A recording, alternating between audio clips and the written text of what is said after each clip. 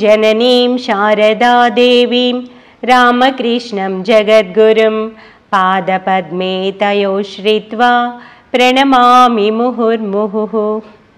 ఈరోజు international yoga day, అంతర్జాతీయ యోగా దినోత్సవం కనుక యోగం అనే పదాన్ని వింటూ ఉంటాం. సంపూర్ణ యోగం అనే విషయాన్ని గురించి ఆలోచిద్దాం. ఈ కాలంలో యోగం అనే పదం దేశ విదేశాల్లో అందరినీ విపరీతంగా ఆకట్టుకుంటున్న ఒక పదం. యోగం యొక్క సంపూర్ణ అర్థం తెలియకుండానే దాని మీద అందరికీ ఎనలేని మోజు. పలువురు దీన్ని పలు రకాలుగా అర్థం చేసుకుంటూ ఉంటారు. ఫలితంగా ఎన్నో చక్కటి భావాలతో పాటు కొన్ని తేలికపాటి భావాలు కూడా ఈ పదాన్ని ఆశ్రయించాయి. ఆసనాలు, శారీరక వ్యాయామాలను కొందరు యోగా అని పిలుస్తున్నారు. ప్రాణాయామాలు చేసి ఏకాగ్రత సంపాదించడం యోగమని మరికొందరి భావం. ఇంద్రజాలాలు, గారడీలు చేయగలిగిన వాడే యోగి అని కొందరి భ్రాంతి. సర్వం త్యజించి అడవుల్లోకి పోయి ముక్కు కళ్ళు మూసుకొని తపస్సు చేసేవాడే గొప్ప యోగి అని మరికొందరి విభ్రాంతి. ఆత్మను పరమాత్మతో అనుసంధానం చేయడమే యోగం అని ఆధ్యాత్మికవేత్తల అభిప్రాయం. ఇలా ఆసనాల నుండి ఆత్మ సాక్షాత్కారం వరకు యోగం గురించి విభిన్న అర్థాలు, అభిప్రాయాలు ఉన్నాయి. అయితే యోగం అన్న పదం యుజ్ అనే ధాతువు నుండి పుట్టింది. యుజ్ అంటే కలపడం. అది ఉత్తమ అర్థంలో జీవాత్మను పరమాత్మతో కలిపే ప్రక్రియ యోగం. దీన్ని సాధించడానికి హిందూ సంప్రదాయంలో 4 ముఖ్యమైన యోగాల గురించి చెప్తారు. భక్తి యోగం, భక్తి మార్గంలో భగవత్ సాక్షాత్కారం పొందడం. జ్ఞానయోగం, జ్ఞానం ద్వారా పరమాత్మ అనుభూతిని పొందడం. కర్మయోగం, కర్మఫలాలను భగవంతునికి అర్పించడం ద్వారా భగవంతునికి చేరువవ్వడం కర్మయోగం. అలాగే రాజయోగం, మానసిక నియంత్రణ ద్వారా పరమాత్మను తెలుసుకోవడం. భగవద్గీతలో ఈ 4 ముఖ్యమైన యోగాల గురించి చెప్పడమే కాకుండా గీతలోని ప్రతి అధ్యాయాన్ని కూడా ఒక యోగం అన్నారు. కర్మయోగం, జ్ఞానయోగం, పురుషోత్తమ యోగం, రాజవిద్య, రాజగుహ్య యోగం, ఇలా ప్రతి అధ్యాయానికి ఏదో ఒక యోగం అన్న పేరుంది. అంతేకాకుండా శ్రీకృష్ణుడు భగవద్గీతలో యోగానికి 3 అద్భుత నిర్వచనాలను ఇచ్చాడు. ఒకచోట అన్నాడు, సమత్వం యోగ ఉచ్యతే, అంటే యోగి ప్రతి ఒక్కరిలోనూ సర్వత్రా ఒకే పరమాత్మను గాంచుతాడు, ఆ సమత్వాన్ని పొందడమే యోగం అని. మరొక చోట యోగ కర్మసు కౌశలం అన్నాడు. అందరం కర్మ చేస్తూ ఉంటాం, కర్మ చేయకుండా ఎవరు ఉండలేము. కానీ మనం కర్మ చేసినప్పుడు మంచి కర్మలకు మంచి ఫలం, చెడు కర్మలకు చెడు ఫలం, కర్మఫలాల్ని పోగు చేసుకుంటూ ఉంటాం. కొత్త సంస్కారాలు పుడుతూ ఉంటాయి, అవి కొత్త కర్మలను పుట్టిస్తూ ఉంటాయి. ఇలా జనన మరణ చక్రంలో కొట్టుకొని తిరుగుతూ ఉంటాం. అయితే యోగి తన కర్మలను భగవంతునికి అర్పించడం ద్వారా, భగవంతుడే కర్త, నేను నిమిత్త మాతృణ్ణి అనుకోవడం ద్వారా ఆ కర్మలు అతనికి బంధాన్ని కలగచేయవు, భగవంతునికి చేరేందుకే సహాయపడతాయి. ఈ విధమైన కర్మ కౌశలాన్ని కలిగి ఉండడమే యోగం అని అన్నాడు. మరొక చోట దుఃఖ సంయోగ వియోగం యోగ ఉచ్యతే అన్నాడు. దుఃఖం నుండి వియోగం అంటే వేరవడాన్నే యోగం అని. అదిలా యం లబ్ధ్వా చాపరం లాభం మన్యతే నాధికం తతః యస్మిన్ స్థితేన దుఃఖేన గురునాపి విచాల్యతే. దేన్ని పొందితే జీవితంలో ఎటువంటి గురుతరమైన దుఃఖం కూడా మనిషిని విచలితుణ్ణి చెయ్యలేదు, దాన్ని పొందడం ద్వారా, అంటే పరమాత్మ అనుభూతి పొందడం ద్వారా లేదా భగవంతుని పొందడం ద్వారా మనము దుఃఖం నుంచి వేరవుతాము, పరమానందాన్ని పొందుతాము, దాన్నే యోగమని అన్నాడు. ఈ విధంగా గీతాచార్యుడు యోగానికి నిర్వచనాలను ఎన్నిటినో ఇచ్చాడు.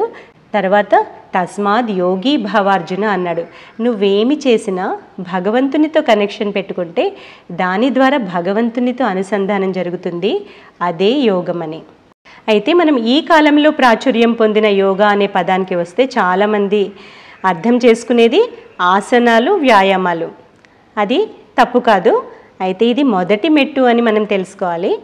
మొదట శరీరంలోని భాగాలన్నీ ఫిట్గా ఉండాలి, మనసుతో అనుసంధానం అవ్వాలి.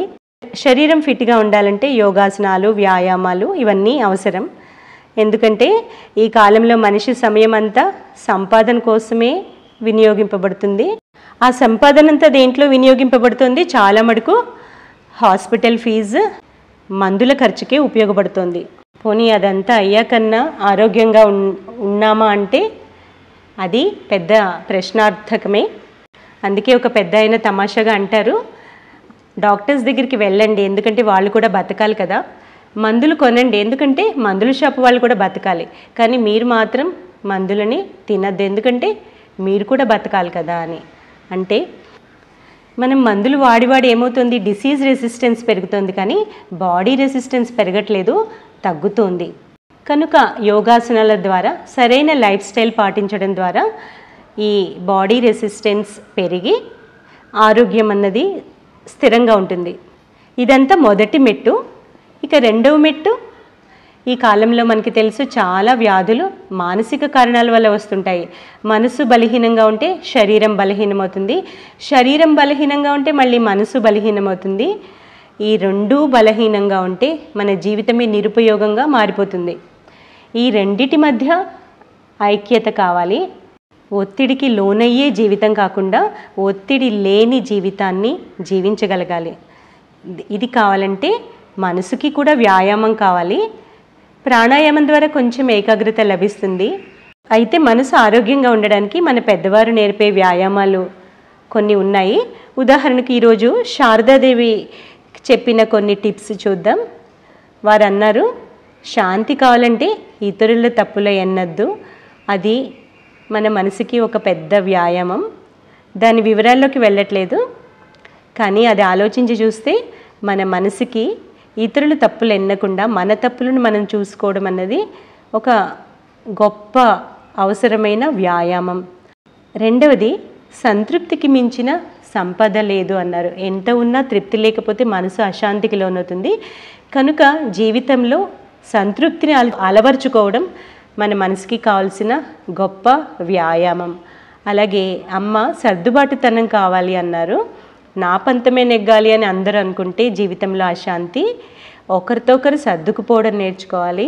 పరిస్థితులతో, మనుషులతో, మారుతున్న కాలంతో అవసరమైనంత సర్దుకుపోవడం మనకి కావాలి.